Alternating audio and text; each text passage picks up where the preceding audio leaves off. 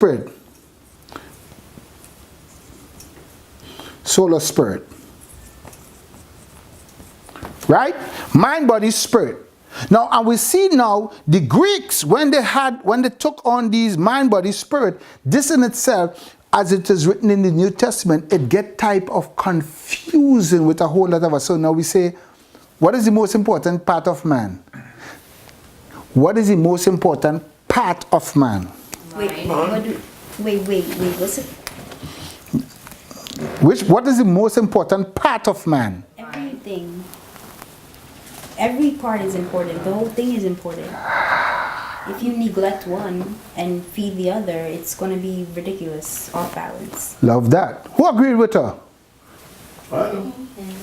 But what we are taught in the church, what is the most important part of man? Because where we get that idea from? We get that idea from Plato. Plato said that the spiritual entity which has always existed is the true you. So this body is a drag. This is why when Christ came, they said that which is pure and holy cannot exist in this flesh because this flesh is evil. The Gnostics, this is what they taught. So now, once you get this understanding of who you are, so now, are you important? Yes. Yes. Part of you is important? No. No. All of you is important. Yes. So then your flesh is important. Yes. So now,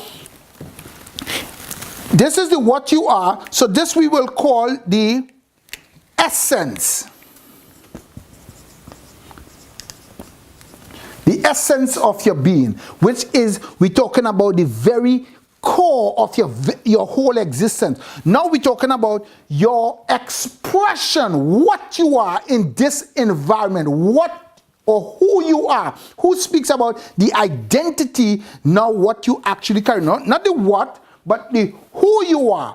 So now when they say who you are, now you're speaking about function, behavior, operation. That's the who. So now, who you are? You are either a male person or a female person who was designed by the Creator. Right? And have the what? Ability to be either a man or a woman with all the attachment of that of a priest, husband or wife, father or mother, teacher and leader. So now, I need to write that down.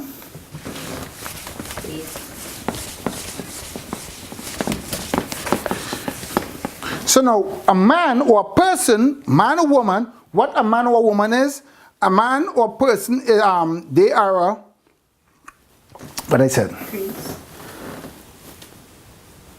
Man or woman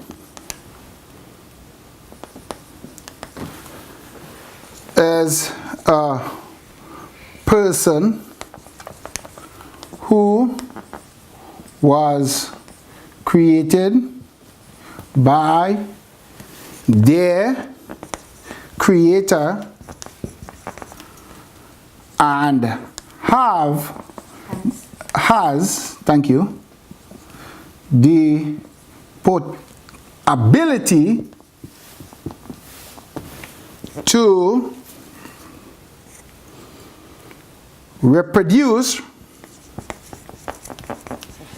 after their own kind and reflect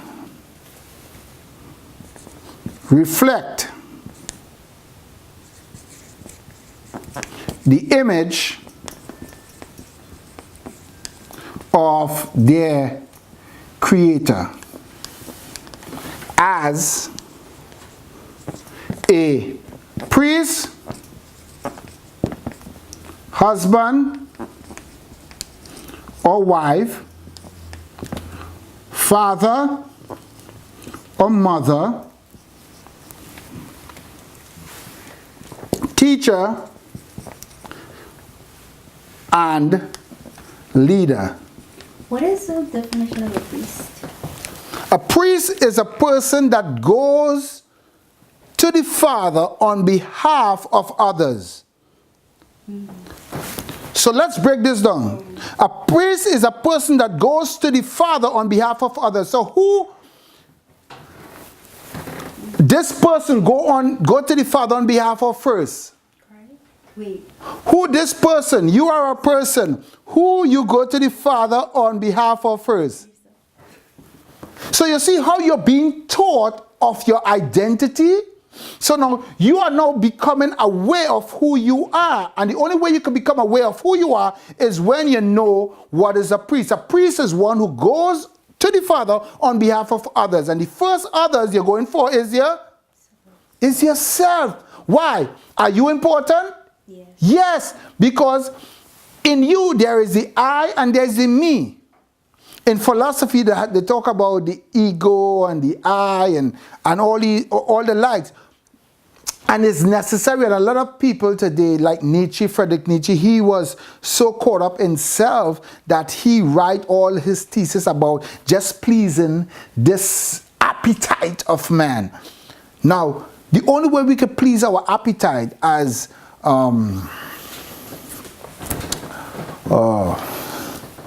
Augustine, as he said, you know, when you do the will of God, you will live a life to please yourself.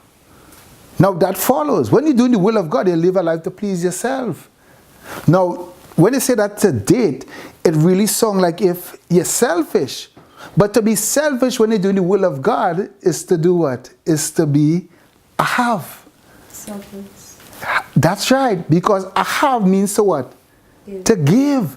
And that is what the whole concept of truth is. Now, this definition in itself, what it does, it brings you to a place of identity. When you understand who you are in truth, now you could relate with what is the truth. Now, in order for us to apprehend this, we first must know who we are. So now, how do you know that you know what is truth? You must know yourself. And if you don't know yourself, you won't be able to use your brain, your mind. And if your mind is not working, then I can tell you that you are what? Exactly. Or a rat, or a girl, or a boy, or both. Anything. Or anything. It's up to you. It's up to you. You can decide what you want to be, when you want to become that which you so desire. And that is what we are faced with today, because we don't have identity.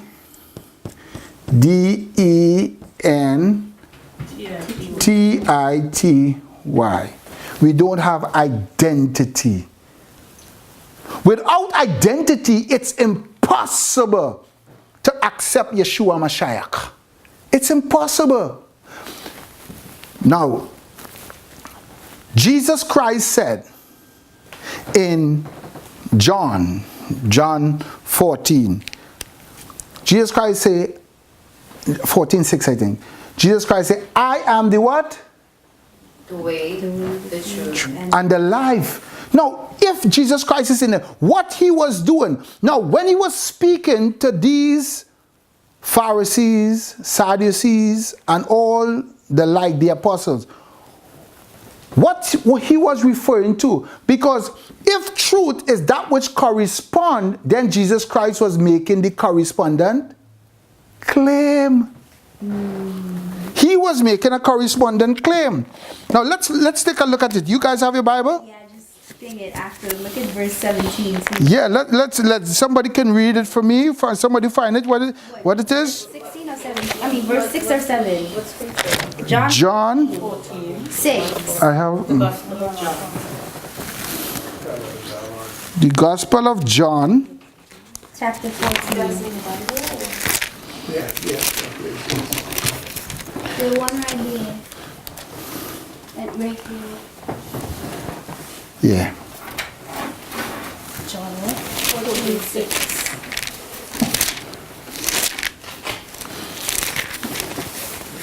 If you really know me, you will know my Father as well. That's deep.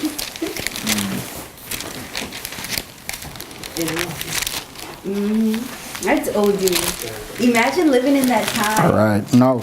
No, and no. Look at what Yeshua is doing here. So now, if you're familiar with Jeremiah, and Jeremiah had what he had done. He had already set the precedent. Okay. 14. Somebody can read it for me. Yes. 6. Yeah. Jesus answered, I am the way and the truth and the life. No one comes to the Father except through me. 7. If you really know me, you will know my Father as well.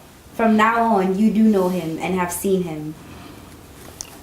You see now? What he's actually doing. Now, what Philip's response was. Give me Philip's response. What was Philip's response? Philip said, Go ahead. Philip said unto him, Go ahead, Edward. Well, Peter said unto him, Lord, show us the Father, and is he enough for us? Right? And Jesus said to him, I've been so long with you, and yet you have not come to know me. Philip, he who has seen me and see the Father, how you say, show us the Father. Right. So now, you see what's going on? What is going on? So now, he is saying, show us the Father. And what Jesus Christ's response was, I've been weren't you not with me? so much with you and you haven't seen. So now, watch the claim How can you say show us the Father? Yeshua is making. Yeshua is saying,